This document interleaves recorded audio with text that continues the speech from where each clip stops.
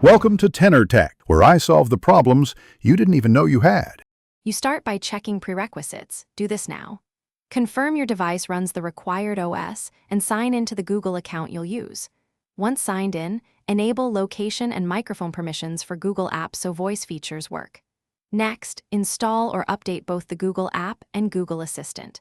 Make sure Gemini is not already the default assistant. If it is, you'll change that in the next step. This avoids permission conflicts and speeds up the switch. Keep your device unlocked and ready. You now perform the core change. Open Settings, go to Apps, then Default Apps. On some phones, tap Assistant settings directly. Once there, locate the Assistant app option and select Google Assistant in place of Gemini.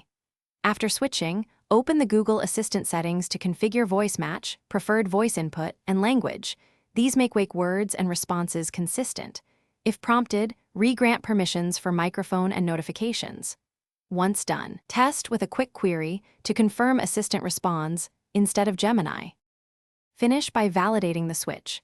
Say, "Hey Google," and ask a simple command. You should get a Google Assistant response. If Gemini still activates, reboot the device and try again. Reboots clear lingering system hooks.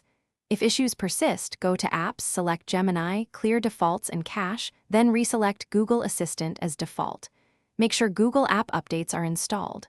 Finally, run one more test. If voice match fails, retrain voice match in settings so wake word recognition is accurate.